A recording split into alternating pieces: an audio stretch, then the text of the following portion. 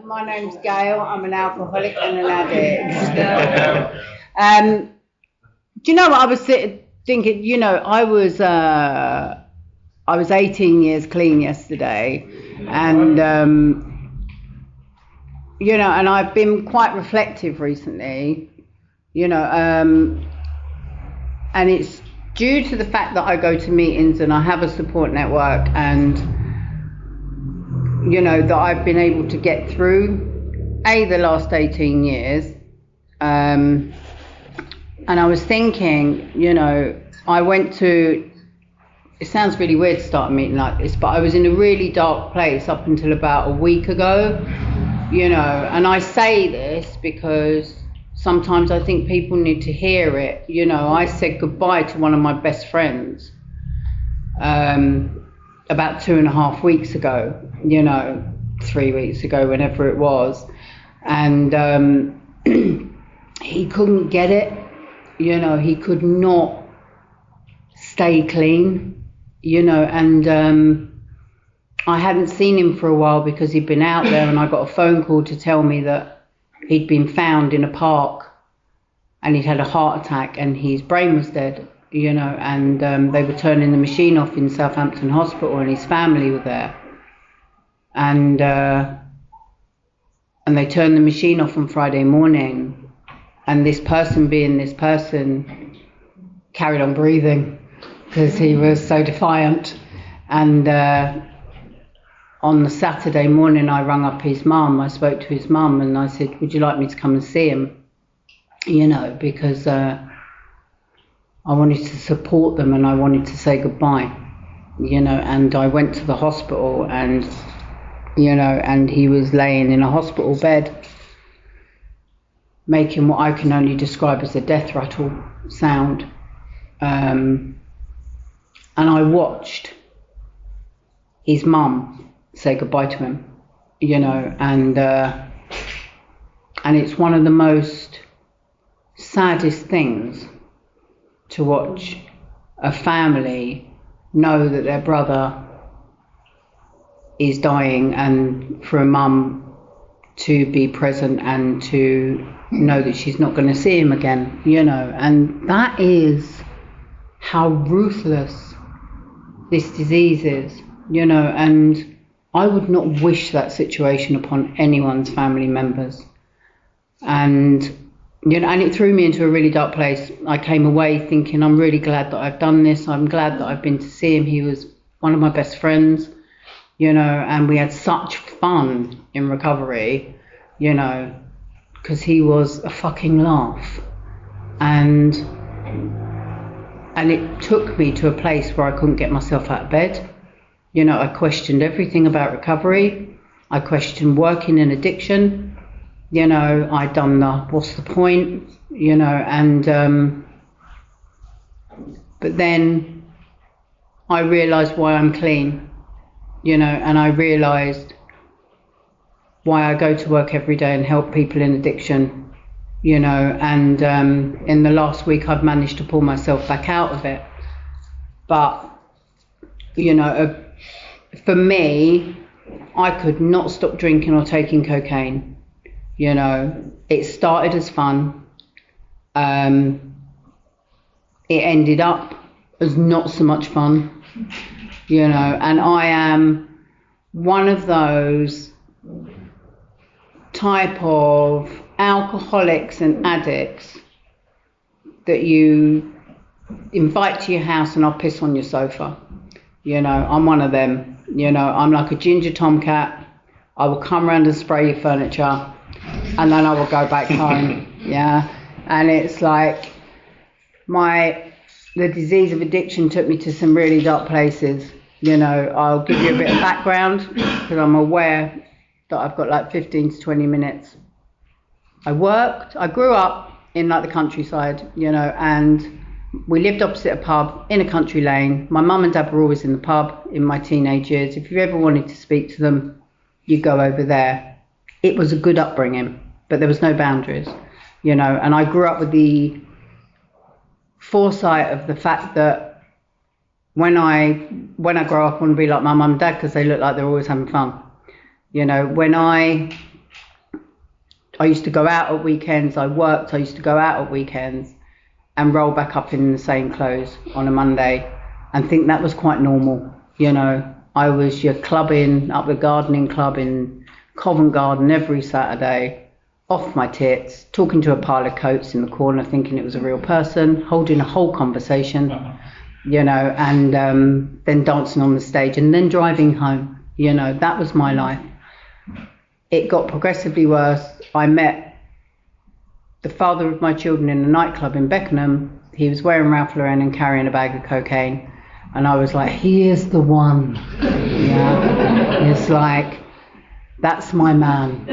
And he used to bring drugs over from Morocco, disappear for months on end, you know, and then whenever he came back, I lit up like a Christmas tree. He's back for me. He wasn't, he was just back, you know. And we proceeded to have our first son in 1997, and my second son was born in 1999. He smoked crack. I didn't know what crack was. We used to go out together. He'd take me up to Streatham after we'd been out, and we'd go to what I now know to be crack houses, you know, and I used to think, well, these are very strange. There's a little big black man on the door and it's all bolted, you know, and I used to be there in my Patrick Cox loafers and my little ghost dress, and there'd be someone cooking in the kitchen called Father. And they introduced me to him, and they'd be like, oh, this is Father, and I'd be like, oh, amazing, what are you cooking? You know, I was so naive around it all, you know, because I actually thought it was casserole. And I used to come out the toilet in the crack house and say, they've got no toilet roll. Do you know that? You know, and talk to prostitutes that used to come in at 4 o'clock in the morning, and so naive, you know, when they used to come in and say to me, oh yeah, no, I've just got in from work, and I'd be like, oh, what do you do? You know, and they'd be like, well, I'm a prostitute, and I'd go, oh, amazing, do you earn loads of money? You know, I was just fascinated by the whole thing, but naive. That turned violent, that relationship, as they often do. And I had my third son in 2003, and my daughter was born in 2004. When my daughter was born, he tried to run me over about 3 weeks previously, and I'd lost my waters, and she hung on for a little while, but she was born at 33 weeks. When she was born, she was bright blue. I was on my own in a hospital room, and suddenly it filled up with medics. The selfishness of this disease, I can remember it because there's a saying where they say the whole room closes in on you.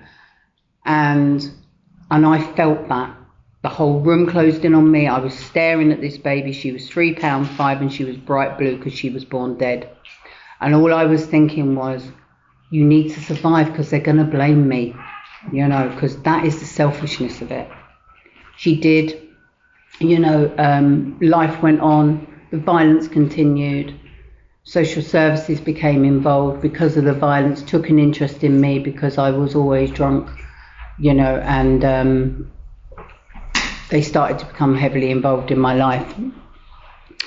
My life spiraled. He went to prison, I met someone else, he dealt drugs, so I became a cocaine addict. I used to think I was different because I'd drink a tumbler of Smirnoff with ice, no mixers, because if you tried to put a mixer in my drink, I'd kill you, you know. And then I'd have a pile of cocaine on a saucer because I thought I was at Elton John's parties, you know, and I'd read it somewhere and I thought, this is classy, you know, and I just used to get a straw, McDonald's straw, cut and sniff saucer. I ended up, there was an incident in my house where people got stabbed because it was that environment that I classed as normal, people with guns and people who were drug dealers, and it was quite a normal environment for me and my kids to be in. My children got taken into care and I was deemed unsafe. I went on the run with my partner, and I did love that man very dearly, however chaotic the relationship was. And I thought he was my saviour after the other one, you know, and we went on the run and we went to Cornwall first, and then we lived in a caravan in Whitstable on a caravan site. And he died while we were on the run. He overdosed, and I couldn't wake him up. And after that, I had nothing left. So I was taken by my parents. I reappeared after 3 months of being on the run. You ever want to look me up on the internet with the on the run appeal? It's a good look. It's a drink driving mugshot where I'm doing this.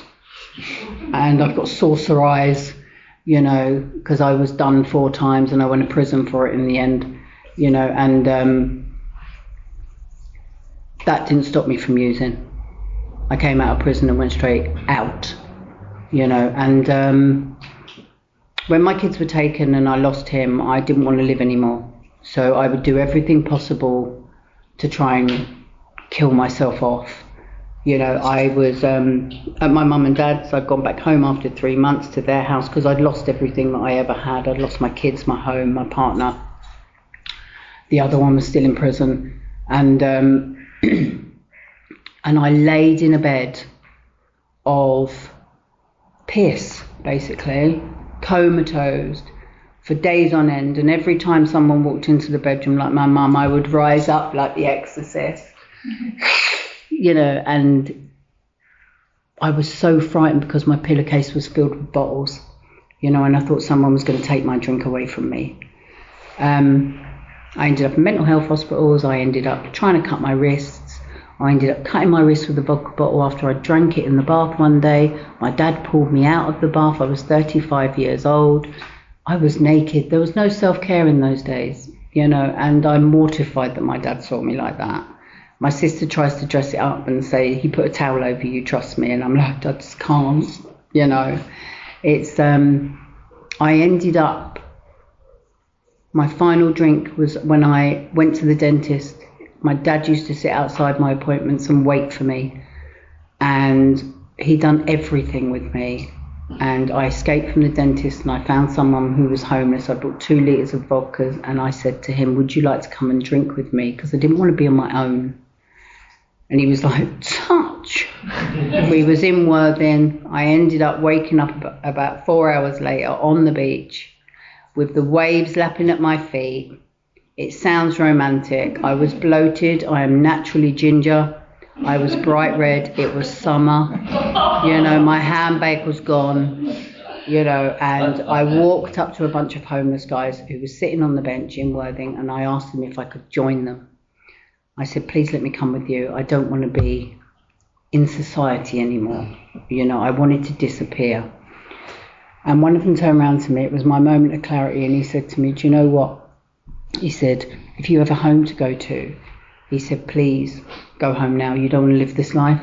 So I went home. I engaged with the services and I ended up in treatment in 2007. When they put my funding forward for treatment, there wasn't a lot of funding for alcohol. You know, so I lied and said I took heroin. And they asked me how I took it, and I said with a needle. And they was like, well, how do you do it? I went, I stick it in my leg. And I didn't know what I was talking about, you know, and but it got me funding, and I ended up in treatment in Bournemouth in 2007, and I'd done 6 months. In that time, I met the adopters of my children, which is a very bizarre experience, you know, and my children were adopted.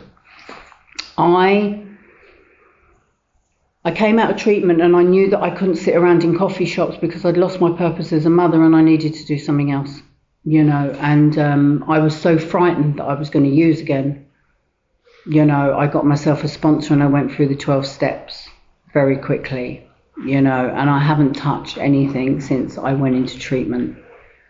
I was very determined, as weird as this sounds, not to let social services have the better of me, you know, and I continued to work the 12-step program.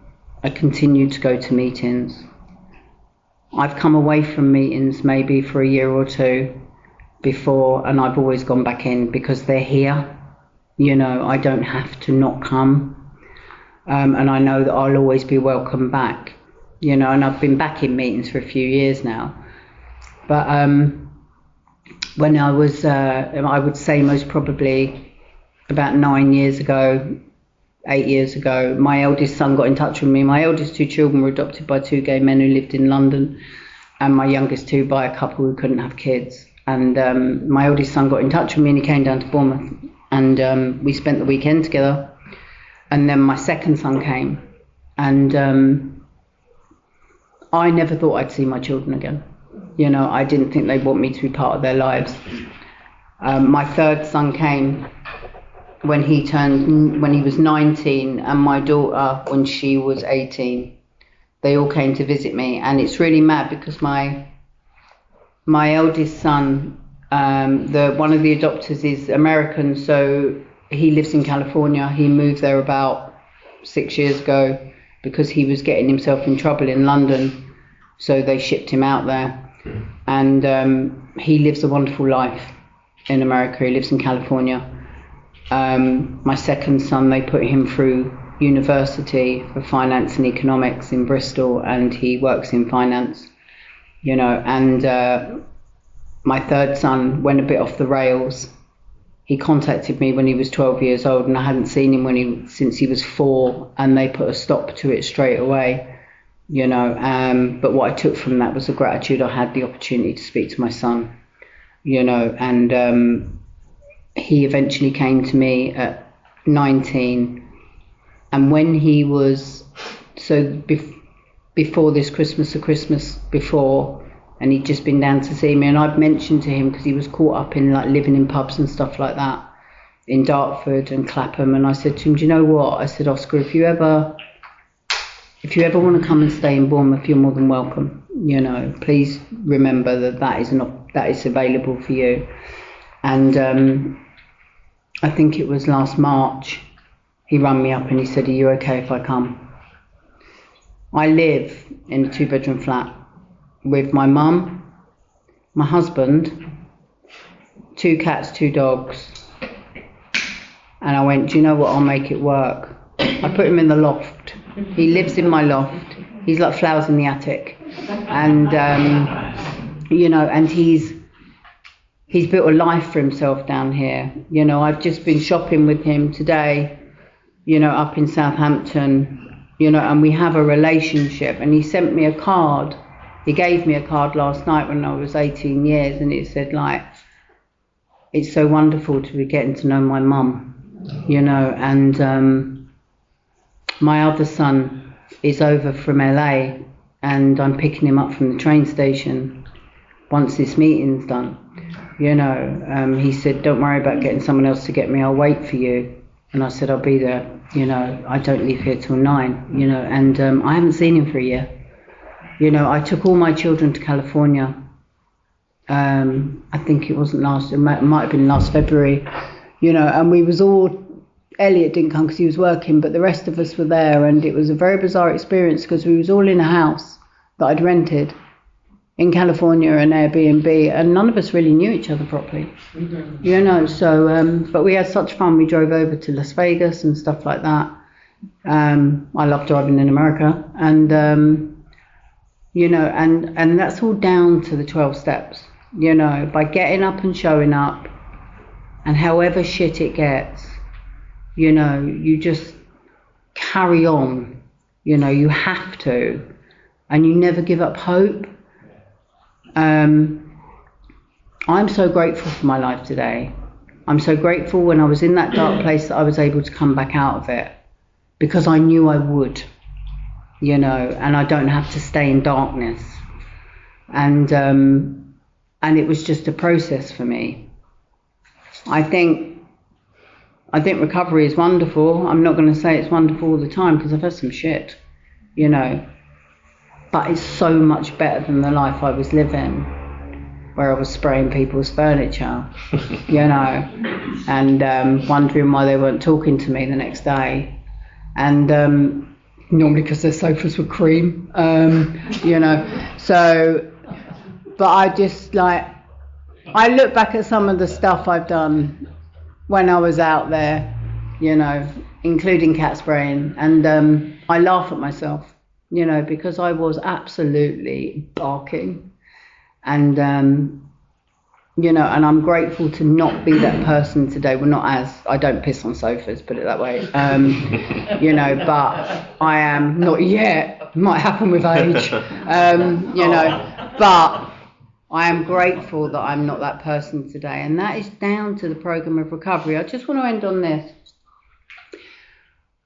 I live, and I still live my life by the paragraph acceptance, and there's a line in that paragraph, and it changes all the time for me. Someone gave it to me in treatment, said, read it every day. I was like, what do I want to read that for? I ain't got no acceptance. Anyway, but what happened is when I got all my children back in my life, it says nothing in God's world happens by mistake, and I look at where my children are and what they've got, and I know that I couldn't have provided that, and even me and my eldest, we will laugh, he says, oh yeah, I'm just going into Hollywood, and I go, life of an adopted child, like that, and we both laugh about it, and he says to me, if I'd stayed with you, I'd most probably be in prison by now. I went, yeah, that's most probably quite true, but we've got that sort of relationship. They can talk to me about anything, and I'm so grateful for that, because that's all I ever wanted, and I think I'll leave it there. Thank you very much. Thanks, Gail.